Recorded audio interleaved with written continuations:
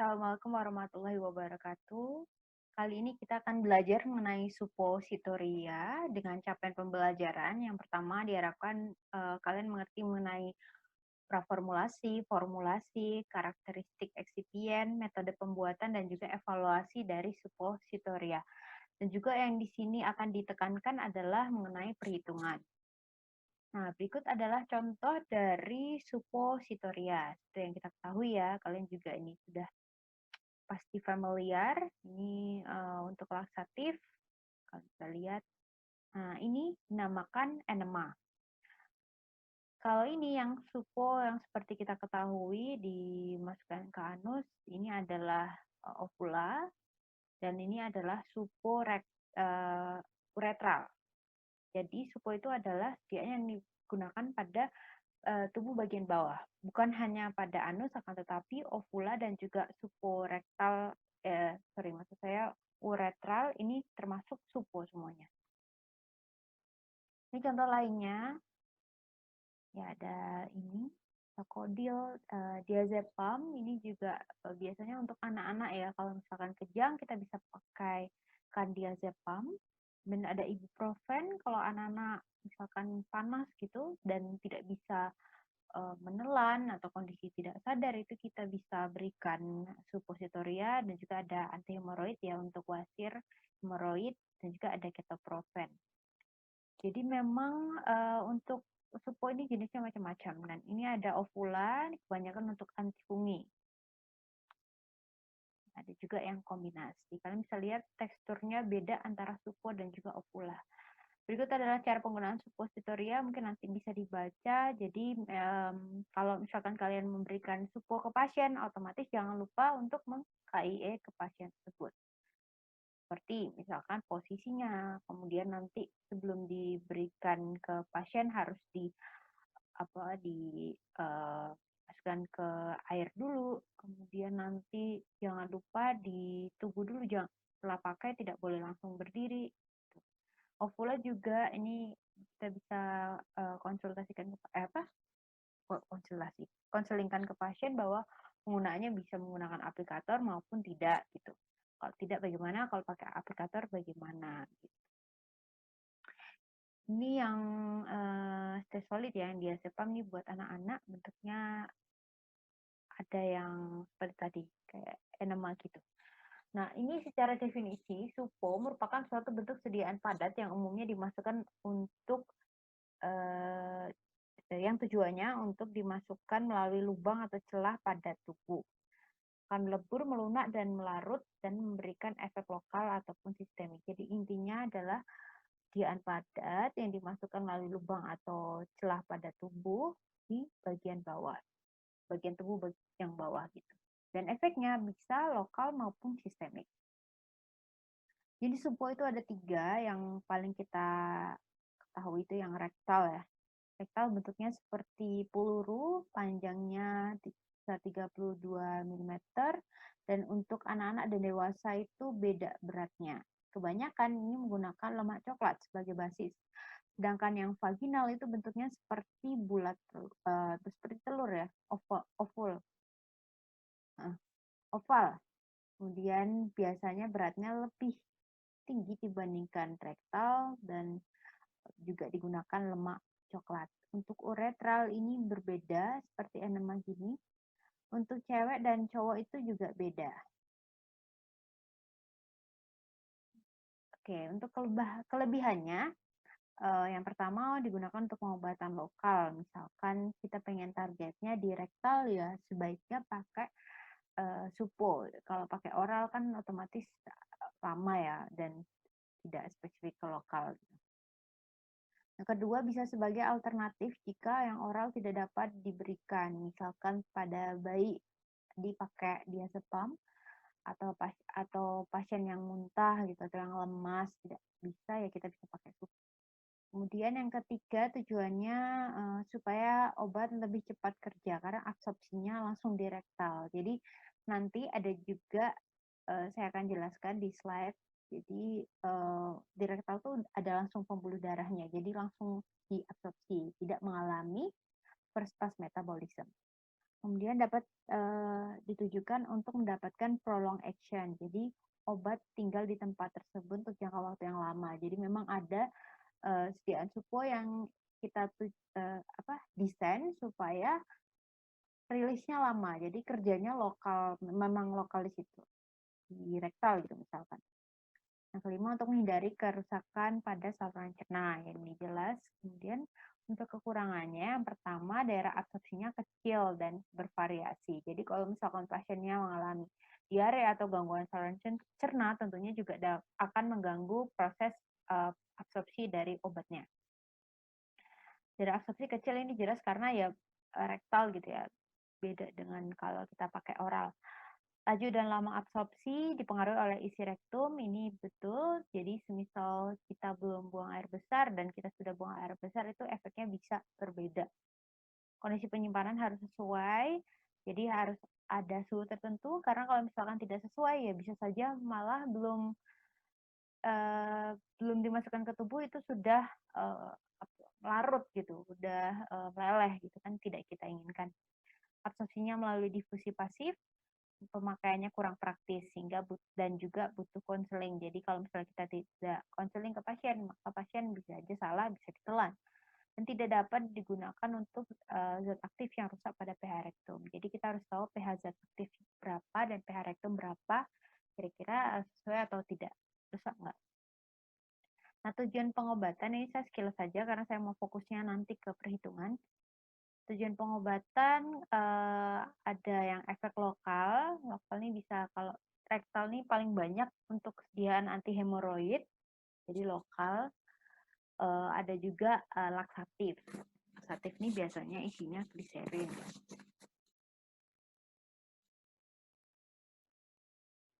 Kemudian ada supo vaginal, nih ada kontrasepsi, antiseptik, antibiotik.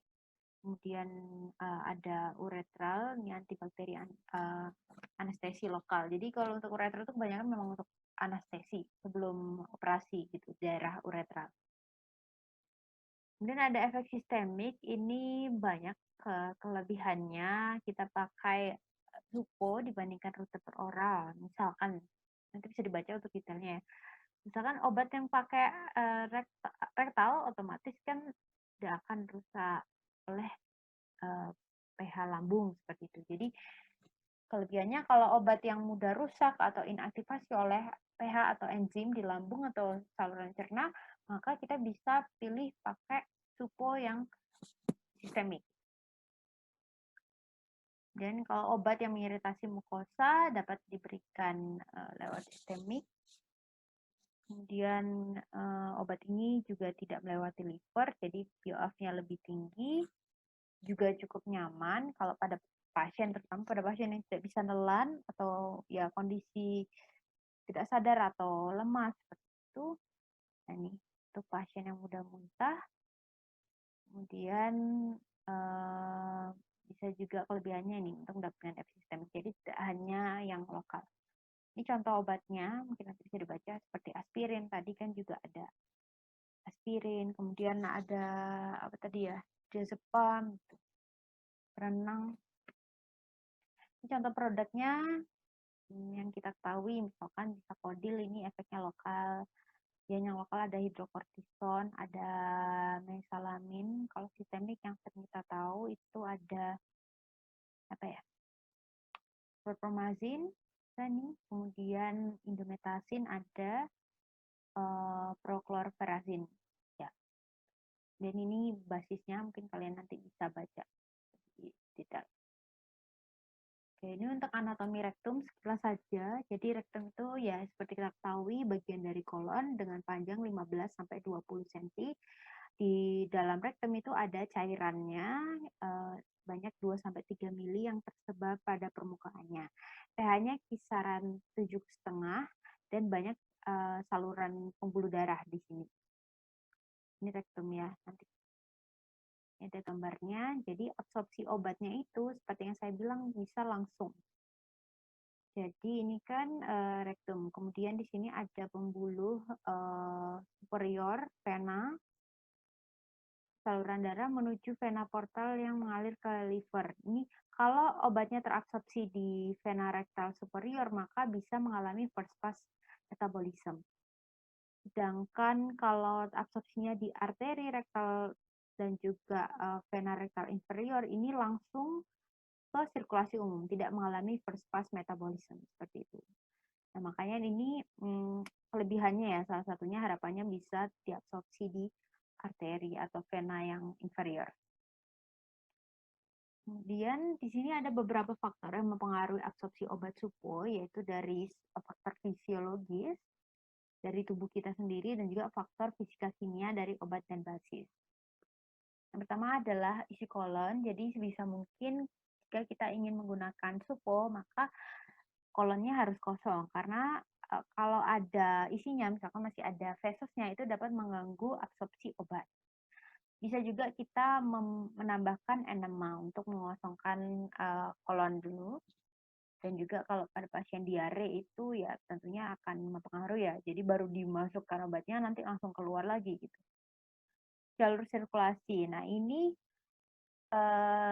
obatnya itu diabsorpsinya di mana gitu. Jadi kan titik absorpsinya itu mempengaruhi nasib obat. Seperti yang kita ketahui tadi, ada yang mengalami first pass metabolism dan juga ada yang tidak.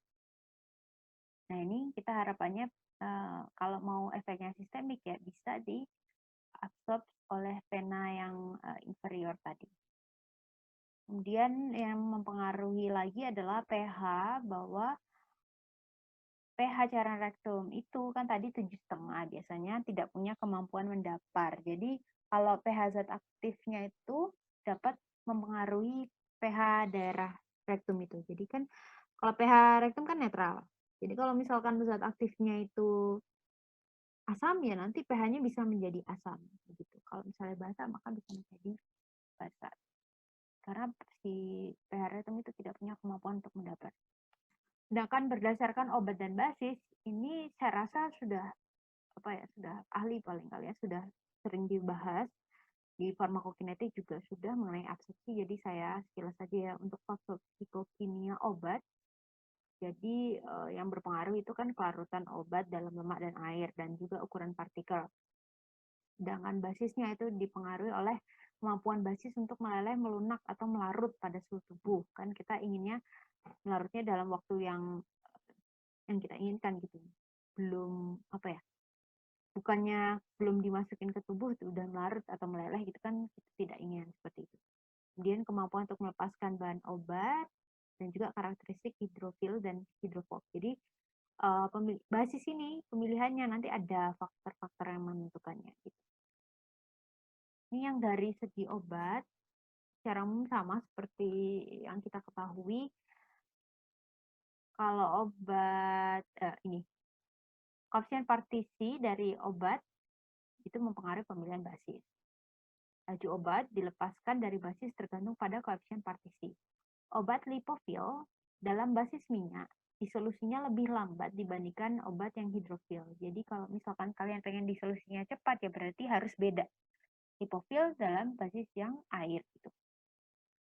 Ukuran partikel ini mempengaruhi karena semakin kecil ukuran partikel maka semakin cepat diabsorpsi. Ini kita semua sudah tahu ya. Kemudian sifat basisnya, ya kita ingin basis yang harus dapat meleleh, melunak, atau melarut dalam rektum. Tidak boleh mengiritasi membran mukosa rektum karena dapat menginisiasi adanya defekasi. Tapi tergantung sih tujuannya supo ini apa. Kalau untuk defekasi ya nggak apa-apa. Tapi kalau misalkan tujuannya bukan untuk lasatif ya kita jangan cari yang dapat mengiritasi mukosa rektum. Ini koefisien partisi, jadi di mempengaruhi ya. Kalau misalkan obatnya kelarutannya di lipid tinggi, ini rendah. Jadi kalau kelarutan di lipid rendah, kita bisa pakai yang basis lemak, boleh. Tapi kalau misalkan kelarutannya di lipid tinggi, ya mending pakai yang air. Yang sering dipakai itu adalah lemak coklat, di mana lemak coklat ini dapat meleleh pada suhu tubuh, tapi karena dia tidak bercampur pada cairan rektum, maka sifatnya untuk melepas obat yang lipofil itu akan lama.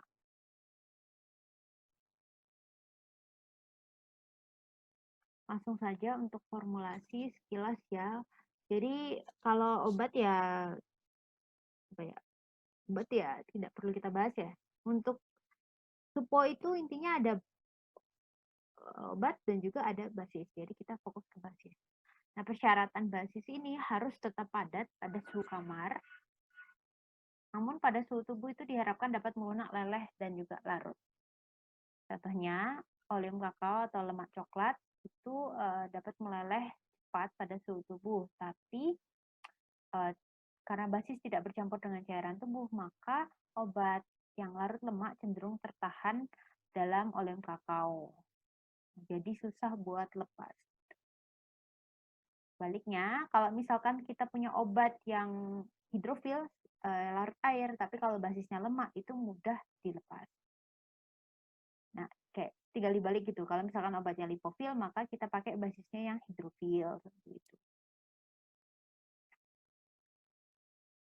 Syaratnya basis, jadi kalau bisa baik ya secara fisiologi dan kimia. Intinya tidak mengiritasi, viskositasnya cukup, saat dilelehkan tidak terlalu encer, harus meleleh pada suhu badan, tidak mengganggu absorpsi zat aktif, jadi tidak boleh ada interaksi antara basis dan juga zat aktif, dapat bercampur dengan obat atau kompatibel, dan juga stabil.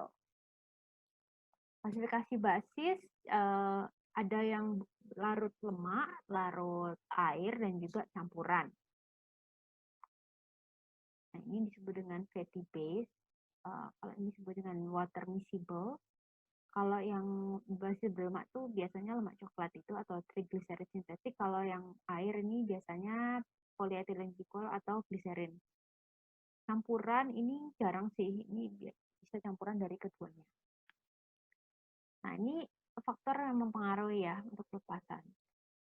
Jika kalian mau bikin supo dan kalian pengen efeknya lokal. Kalau lokal, berarti kan kita pengennya pelepasannya lama. Jadi kita lihat dulu zat aktifnya gimana. Kalau zat aktifnya larut lemak, maka kita pilihlah basis yang larut lemak. Kan kita tahu kalau tadi larut lemak atau lipofil, kalau kita pakai basis yang larut lemak atau misalkan lemak apa kakao gitu kan, lemak coklat, maka kan pelepasannya akan lama. Nah, ya ini pas ya karena kita pengennya efeknya lokal.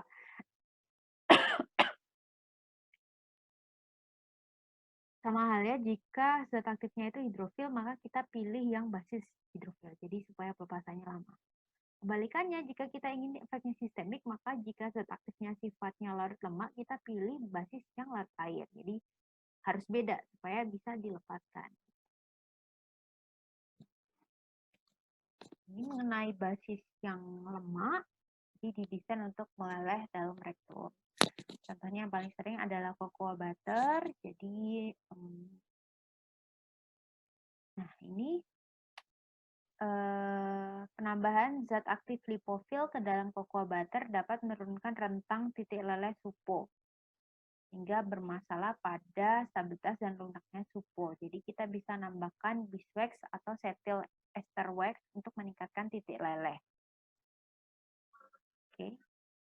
Jadi kalau lipofil itu dapat menurunkan titik lelehnya si cocoa butter. Jadi nanti malah semakin lama lelehnya. Makanya kita bisa meningkatkan titik lelehnya dengan cara menambahkan beeswax. Untuk detailnya nanti kalian bisa baca sendiri ya, misalkan tadi berapa suhunya gitu. Nah, masalahnya utama pada lemak coklat adalah polimorfisme. Jadi ada berbagai macam polimorfisme di mana titik lelehnya beda-beda. Intinya, jika kita ingin melelehkan atau membuat supo pakai lemak coklat, itu kita harus perhatikan suhunya. Jangan sampai salah suhu. Kalau salah suhu, misalkan waktu produksinya, maka akan menghasilkan bentuk yang beda. Nah, bentuk yang beda itu bisa leleh pada suhu yang beda-beda pula. Gitu ya. Misalnya, jika kita melelehkan cocoa butter pada suhu 36 derajat Celcius dan dibiarkan memadat secara perlahan, maka akan terbentuk yang stabil polimorfismenya, yang beta. Tapi jika kita lelehkan lebih dari 36 derajat dan kita biarkan memadat, maka bisa membentuk yang alfa beta aksen atau beta aksen. Mana itu nggak stabil. Jadi kita harus perhatikan suhu pelelehannya berapa. Kedua adalah triglycerid sintetik, ini tapi jarang, oh, sering sih untuk yang Lutesol gitu. Jadi ini beda asam lemak berapa gitu. Nanti bisa dibaca aja. Kemudian untuk yang water miscible yang larut air, ini yang sering dipakai ada glycerol gelatin. Jadi ini cara bikinnya ada gelatin, isinya ada gelatin, gliseril, kemudian ada air.